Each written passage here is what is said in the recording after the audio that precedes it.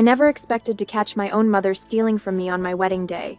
Yet there I stand in the corner of the Grand Horizon ballroom, watching Celeste and Sierra hunched over a stack of cream-colored envelopes. My champagne glass freezes halfway to my lips as Sierra's fingers deftly sort through cash and checks, tallying amounts in a small notebook while my mother nods approvingly. The room tilts slightly beneath my satin heels. This is supposed to be the happiest day of my life. Across the room, Elliot chats with his college roommates, his face relaxed and happy, unaware that my family is dismantling our future right under our noses. The champagne slips from my fingers. The glass shatters against the marble floor, sending crystal shards and bubbly liquid spraying across my ivory shoes. Several heads turn, but I barely register the stares. My mother and sister look up, startled, guilty expressions flashing across their faces before Celeste arranges her features into concerned, motherly worry. "Laurel, honey, are you all right?" she calls, sliding the envelopes behind her sequined clutch as if I hadn't already seen them. I cross the room, each step deliberate despite my shaking knees. "What are you doing with our gift envelopes?" Sierra shifts her weight, making herself smaller behind our mother, the same posture she's adopted since childhood whenever she's about to get away with something. "We're just organizing them for you, dear." Celeste pats the stack. "So many of our friends handed them to us instead of putting them in the card box." My pulse thunders in my ears. Last week at our rehearsal dinner, Celeste had made pointed comments about the wastefulness of even our modest $9,000 wedding while praising Sierra for her framed childhood photo gift, a lazy collage that took her all of 20 minutes to pose and assemble. The same dinner where my mother questioned our venue choice for the 5th time, wondering aloud if we really needed such an extravagant space. "I'd like the envelopes now, please." I extend my hand, surprised to find it steady. Celeste waves dismissively. "We'll keep them safe until tomorrow. You've got enough to worry about tonight. That money was given to me and Elliot." My voice doesn't waver. "Well?" Celeste exchanges a glance with Sierra, who suddenly finds the carpet fascinating. "Your sister's in a difficult situation right now. That apartment of hers is just draining her, and with her 3rd career change coming up. You're keeping our wedding money?" The words taste bitter on my tongue. Celeste sighs dramatically. "Don't be selfish, dear. Sierra really needs this right now. It's only 60. 250. You and Elliot both have good jobs. $6,250. The exact amount we needed to finish paying off Elliot's student loans before starting to save for a house. They've counted it already. They've planned this. That's theft, I say, the word hanging between us like a blade." Sierra peeks around our mother's shoulder, eyes wide and watery, the same performance she's given since we were children. "Lori, please. You've always had everything so easy. My roommate just moved out, and I can't cover rent alone." "Easy?" The word nearly chokes me. "You think my life has been easy?" "Now, girls," Celeste's voice sharpens. "Laurel, we're your family. We're just holding this money because Sierra needs help getting back on her feet. It's what families do, they help each other." Sierra nods vigorously behind her, but I catch the small, smug twitch at the corner of her mouth. I stare at them both, suddenly seeing with perfect clarity the pattern that's defined my entire life. Sierra needs, I provide. Sierra falters, I step aside. Sierra wants, I surrender. The fluorescent lights catch on my new wedding ring as I flex my fingers, steadying myself. For the first time, I realize what's truly at stake here, not just the money but the final shred of belief that my family might ever see me as worthy of the same consideration they've always given Sierra. My hand stops trembling as I extend it again, palm up. The envelopes. Now. I say it loud and clear. When Celeste opens her mouth to argue, I cut her off. I said now. I clutch the envelopes in my hand, knuckles white against cream cardstock. Across the ballroom, my father stands with Elliot's uncle, nursing a glass of whiskey. The moment my eyes find him, Grayson's gaze skitters away like a cockroach caught in sudden light. His shoulders hunch forward slightly, the same posture he adopts when Celeste bullies him into uncomfortable situations. My heart thunders against my ribs. The steady rhythm of the string quartet fades to white noise as understanding crashes through me with brutal clarity. Not just my mother and sister. All 3 of them. They plotted this together. Even on my wedding day, I was never going to be the priority. "Laurel?" Elliot's cousin touches my elbow. "Is everything okay?" I manage a tight smile. "Family matter. Would you excuse me?" The hotel manager, a balding man with kind eyes, offers his office when he notices my trembling hands and the collection of envelopes I'm guarding. I follow him down a carpeted hallway past curious guests who pretend not to stare. Inside the office, Celeste sits comfortably in a leather chair, as though she's been invited to tea rather than caught stealing. Sierra perches daintily beside her, dabbing at dry eyes with a cocktail napkin. I remain standing, the envelopes clutched against my chest. Celeste pats the empty chair next to her. "Sit down, honey. You're making this into something it isn't." The patronizing gesture, as though I'm still 7 years old, makes my jaw clench. Before I can respond, the door opens behind me. Grayson slips in, positioning himself naturally at Celeste's side. The three of them form a united front, just as they have my entire life. "We've been managing Sierra's apartment payments for nearly 4 years now," Grayson explains, not quite meeting my eyes. "Her landlord raised the rent again last month.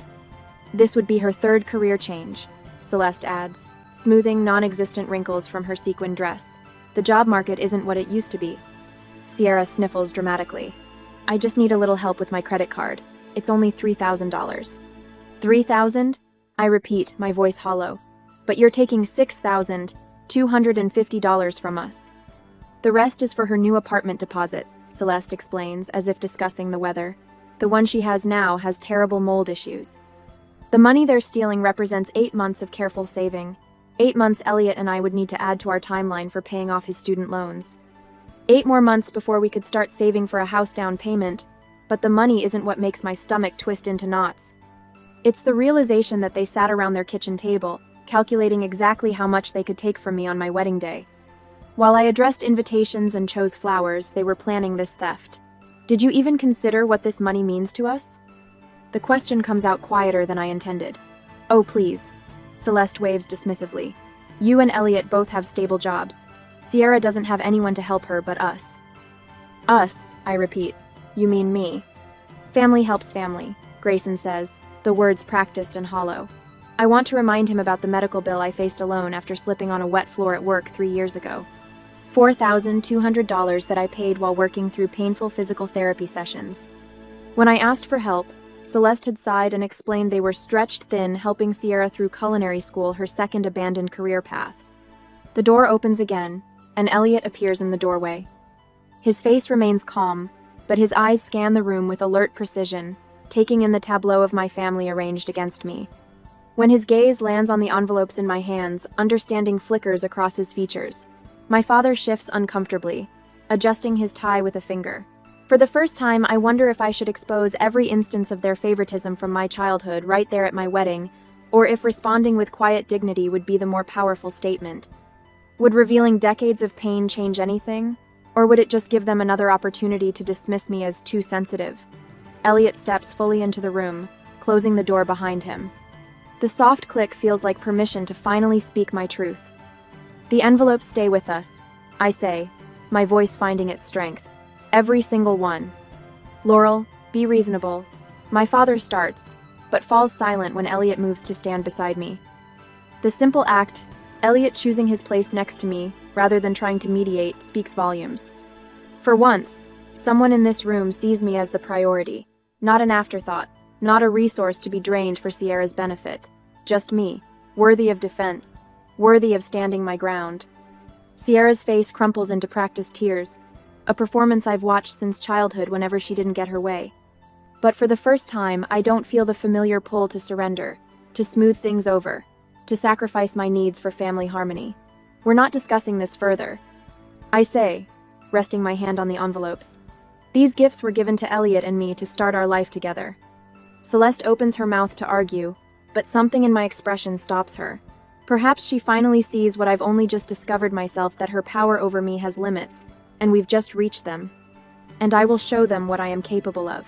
Sierra's sniffling grows louder, like a faucet slowly being turned to full blast. She dabs at her eyes with a lace handkerchief, the same one our grandmother gave me before she passed. Wedding guests walking by the hotel manager's office slow their pace, necks craning to peek through the partially open door. "Is everything okay in there?" Aunt Patricia appears in the doorway, her concern painted across her face as her gaze darts between my tearful sister and me. Celeste springs into action with practiced precision. "Oh, Patricia, just a little family matter. Laurel is upset with us for trying to help Sierra." Her voice drops to a stage whisper. "You know how she gets when she feels like she's not the center of attention. My jaw tightens as Aunt Patricia gives me a look that borders on disapproval. The familiar weight of being cast as the villain settles across my shoulders. I'm not upset about helping Sierra. I say, my voice steady despite the fury bubbling beneath the surface. I'm upset about them stealing $6,000 from my wedding gifts. Aunt Patricia's eyebrows shoot toward her hairline. Before she can respond, Elliot appears behind her, and she steps aside, allowing him to enter. The memory of last spring's accident flashes through my mind, slipping on freshly waxed floors at work. The sickening crack of my wrist against marble, not unlike the sound of my champagne glass shattering moments ago. Then came the bills, $4,200 for surgery and physical therapy. I'd called my parents, voice small despite my 32 years, asking if they could help with even a portion. We just put down a deposit on Sierra's apartment, my father had explained over speakerphone. Bad timing, sweetheart. I learned later they'd fronted Sierra's entire security deposit plus first and last month's rent, $7,800 total, for an apartment she'd abandoned 4 months later for a better opportunity in a different neighborhood. I'd worked through the pain, typing reports one-handed for clients while attending physical therapy sessions I scheduled during lunch breaks to avoid missing work hours. For 6 months, I'd eaten ramen noodles and canned soup to pay down that medical debt. No help offered, none expected anymore. That's when I started my journal, a record of every financial inequity, every dismissal, every time my needs were deemed less important than Sierra's wants. Not out of pettiness, but as armor against the moments when I'd question my own memory, my own worth. Elliot's hand finds my shoulder, his touch grounding me amid the chaos of the moment.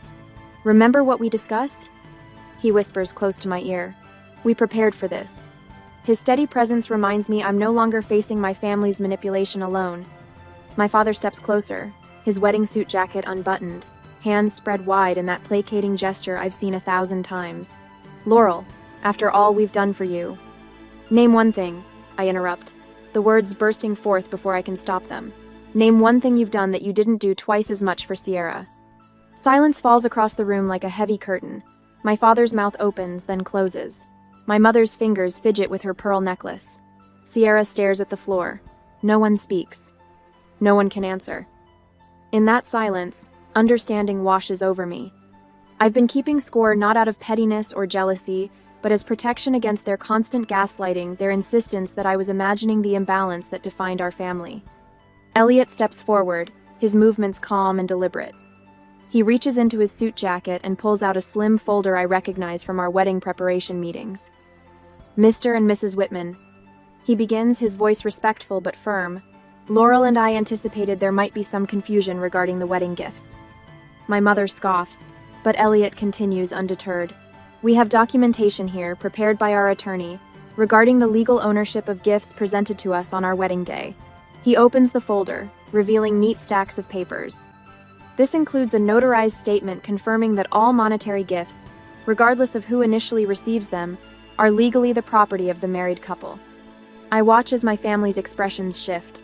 My father's face darkens with understanding. Sierra's eyes widen with dawning comprehension. But it's my mother's reaction that tells me everything. Her face drains of color as she realizes we came prepared for her scheme.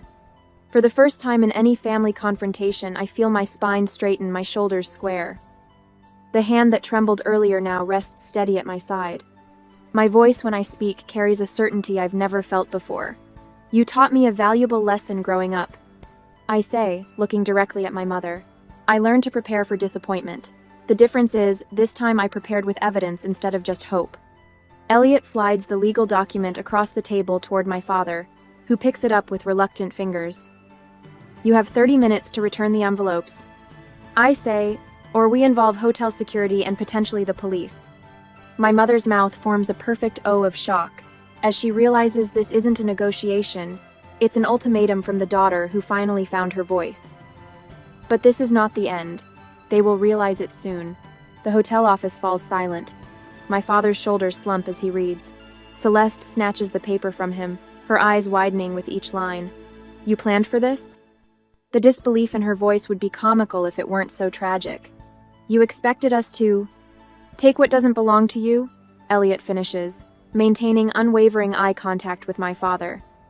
We hoped it wouldn't be necessary, but yes, we protected ourselves. The room feels smaller now, the air heavy with unspoken accusations. My father's gaze drops to his hands, the fight visibly draining from him as legal reality sets in. This is ridiculous. Sierra erupts, her composure fracturing. Laurel already has everything. A husband with a good job, a career she actually sticks with, financial stability. She doesn't even need this money. The outburst hangs in the air, raw and revealing. Not about need at all, but jealousy. Mr. Patterson, the hotel manager who's been quietly observing from the corner, clears his throat. Perhaps I can offer a solution. As this appears to be a delicate family matter, I'd be happy to secure the gift envelopes in our hotel safe until tomorrow morning. Sierra's face flushes crimson. You don't understand. I have bills. That aren't Laurel's responsibility, Mr. Patterson finishes firmly. Our policy is clear regarding wedding gifts. They belong to the couple. My mother's lips press into a thin line as her scheme unravels in front of strangers. The public nature of their exposure clearly wasn't part of her plan. Laurel. My father's voice sounds tired. Can we handle this as a family? Without all this legal business? The question catches me off guard. For a heartbeat, I hesitate. Should I give them one last chance to make amends? Or was it time to finally break free from the pattern that had defined my entire life? Before I can answer, the office door opens. Monica appears, her bridesmaid dress slightly wrinkled from dancing, concern evident on her face. Everything okay in here? She asks, her eyes finding mine. Elliot mentioned you might need some support. The timing couldn't be more perfect. Elliot had sent for backup, anticipating my family's resistance. The realization warms me he truly understood what I was up against. We're just sorting out a misunderstanding about the wedding gifts. My father says quickly, his tone conciliatory where minutes ago it had been demanding. Monica's eyebrows arch. A misunderstanding? About whose gifts they are? Something like that, I reply, finding strength in her presence. Mr. Patterson steps forward. As I was explaining to the family, our hotel policy is quite clear. Wedding gifts are the legal property of the newlyweds. He gestures toward the envelopes. I'll have these secured in our safe until morning, unless you'd prefer to take them now. The safe would be perfect. Thank you, Elliot answers. Celeste's fingers twitch against her sequined clutch. My father begins backpedaling, his excuses flowing freely. We were only trying to help organize things, he offers weakly. A misunderstanding about family support. The wedding coordinator pokes her head into the increasingly crowded office, her professional smile faltering as she senses the tension. Is everything all right? Some guests were wondering about the cake cutting scheduled for 15 minutes from now. My mother seizes this final opportunity, rising to her feet with practiced dignity. Laurel? She says, her voice dropping to that familiar, threatening whisper. If you do this, if you choose this path, you need to consider what it means for your place in this family. The implied threat would have crushed me even a day ago. Now, with Elliot beside me, Monica at the door, and strangers witnessing my family's true colors, it lands hollow. Mr. Patterson collects the envelopes, each one a gift freely given to celebrate our marriage, not to bail out my sister's latest financial crisis. Grayson shifts uncomfortably. Perhaps we've all been too hasty. Let's discuss this tomorrow after everyone's had some rest. But the damage is done. In their desperate grab for resources they believe I don't deserve, they've revealed exactly who they are, and who they've always been. Celeste grabs my wrist with manicured fingers, her nails pressing into my skin. The same grip she's used since I was a child to silence me during church services, to steer me away from toy store aisles, to control my movements at family gatherings. Her eyes water on command, a skill I've watched her perfect over decades. Laurel, she whispers, voice trembling with practiced vulnerability. If you do this, you're choosing him over your own family. Her eyes dart to Grayson, seeking backup. My father clears his throat, squares his shoulders beneath his rented tuxedo. The same posture he adopts when he's about to deliver disappointing news. Think about what you're doing, sweetheart, he says. Blood is thicker than water. Sierra hovers behind them, eyes wide and damp, bottom lip quivering. The performance she's given since we shared a bedroom with matching canopy beds, hers pristine, mine with crayon marks she'd made then blamed on me. No one will understand why you're treating us this way. Celeste continues, squeezing my wrist tighter. After everything we've sacrificed for you. The hotel manager shifts uncomfortably near the door. Monica stands beside Elliot, both silent witnesses to my family's final manipulation attempt. The weight of 32 years of acquiescence presses against my chest, that familiar tightness threatening to silence me once more. But something has changed. The pressure of Elliot's wedding band against my finger reminds me I'm no longer alone. The gold band catches the light a circle with no beginning and no end, unlike the conditional love I've known my entire life. I look down at my mother's hand on my wrist. Her knuckles are white with effort, the diamond tennis bracelet Sierra gave her for Christmas glinting against her skin. With my free hand, I gently lift her fingers from my wrist. I have documented every instance of favoritism towards Sierra since I was 14. I say, voice steady. Every Christmas where she received 3 times the value of gifts, every dance recital you attended for her while missing my debate championships, every car payment you made for her while I took the bus to 3 jobs. Celeste's mouth opens, but I continue before she can interrupt. The $4,200 medical bill I paid myself after breaking my ankle at work. The college textbooks I bought while Sierra's were delivered to our house with gift wrap. The rent deposits you covered for her while telling me to figure it out when my first apartment's pipes burst. My father's face drains of color. You kept track? All this time? I had to, I reply. Otherwise, I'd question whether I was imagining things when you told me I was being selfish for expecting equal treatment. Sierra steps forward. This is ridiculous. You've always been jealous of me. No, Sierra. I've always been invisible beside you. I turn back to my mother, who has recovered enough to attempt her signature dismissive laugh. I'm not choosing Elliot over family. I tell her. I'm choosing myself for the first time. The significance of these words lands in the silent room. The manager clears his throat. Mrs. Whitman, I'll escort you and your husband back to the reception. The gifts will remain secure in our safe until tomorrow morning. My mother's face hardens. We're not finished discussing this. Yes, I say. We are. Elliot places his hand at the small of my back as we walk through the hotel corridor. With each step, my spine straightens. The ballroom doors open, and wedding guests turn toward us, glasses of champagne in hand, oblivious to the seismic shift that just occurred. I squeeze Elliot's hand. We've discussed what would happen if my family attempted this. Now it's time to follow through. The band notices our return and smoothly transitions to our chosen song. Elliot guides me to the center of the room, where our DJ stands ready with a microphone. Ladies and gentlemen, the DJ announces, the bride would like to say a few words. I take the microphone, scanning the room until I find my parents and sister slinking in through a side door. Sierra immediately turns toward the exit, but a cluster of elderly great-aunts blocks her path. Thank you all for coming today. I begin. My voice carries across the silent room. Elliot and I are overwhelmed by your generosity and support. Every card, every gift, every moment you've shared with us today reminds us what true family looks like. My gaze moves deliberately to Elliot's parents, who beam from their table near the dance floor. I especially want to thank Jim and Barbara Crane. I continue, for showing me what supportive parents look like, for treating me like a daughter from the moment we met, for demonstrating that love doesn't come with conditions or comparisons. A murmur ripples through the crowd. From the corner of my eye, I see my mother stiffen, her social mask slipping. She whispers something urgent to my father, who nods and begins gathering their things. To everyone who contributed to our future together, my voice catches, but I push through. Your generosity will help us start our married life on solid ground. We promise to honor your gifts by building something beautiful together. Applause erupts as I hand back the microphone. Elliot pulls me close, his lips brushing my ear. You did it, he whispers. I'm so proud of you. Across the room, my parents make their way toward the exit, Sierra trailing behind them like a shadow. Several guests turn to watch them leave, whispering behind their hands. The rumors will spread through our family before morning how Laurel finally stood up to Celeste, how the golden child Sierra wasn't so golden after all, how the quiet daughter found her voice on her wedding day. My mother pauses at the door, looking back at me one last time. I meet her gaze without flinching. For a moment, something like respect flickers across her face before she turns and disappears into the night.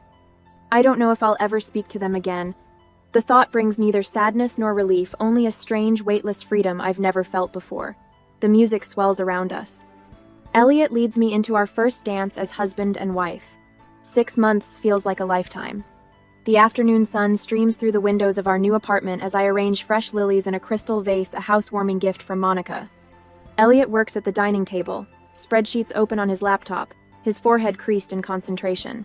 If we maintain our current savings rate, he says, glancing up at me with a smile that still makes my heart skip, we'll have enough for a down payment by next summer.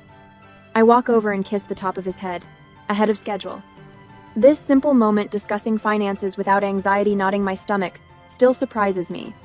Every decision we make together feels like building something sturdy, something real. The phone rings, and I answer without hesitation. No more flinching, no more assuming it's Celeste with another demand disguised as family obligation. Later that evening, Elliot takes me to Riverwood Bistro for our 6-month anniversary. The candles flicker between us as we toast to half a year of marriage. My phone vibrates against the table. Sierra's name appears on the screen alongside her message. Need $800 for car repair. Can you help? It's an emergency. 6 months ago, panic would have flooded my system, the familiar guilt, the rehearsed excuses, the inevitable surrender. Now, I simply type, number. I set the phone down and take a sip of wine. No explanation, no apology, no justification. Everything okay? Elliot asks, his eyes concerned but not intrusive. Yes, I say, and mean it. Everything is perfect. The weekend brings a small gathering at our apartment, Monica arriving with homemade apple pie. Elliot's parents bringing a vintage bottle of Cabernet and warm hugs that envelop me completely. Diane and Robert Crane treat me with a natural affection that still catches me off guard. To Laurel and Elliot, Robert raises his glass, his voice steady and sincere. And to building the family you choose. The words settle over me like a quilt, warm, comforting, true.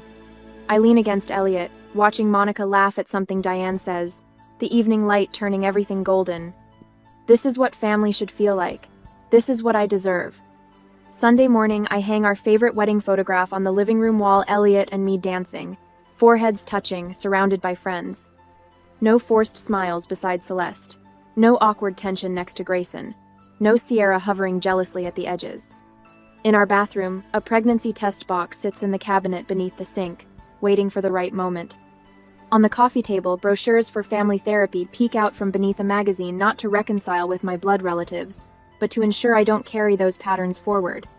I kneel beside a cardboard box labeled past, and place my childhood journal inside the one where I documented years of favoritism, small cruelties, and financial inequities. My fingers linger on its worn cover before I close the box. As I sealed away the evidence of my family's treatment, I wondered if some relationships are better honored in memory rather than in present reality. Would you maintain contact with family who saw you as nothing more than a resource for your sibling? Or would you focus on building a healthier future with those who truly see your worth? I push the box toward the back of the closet and return to the sunlight of our living room, where Elliot waits with fresh coffee and possibilities that finally belong entirely to us.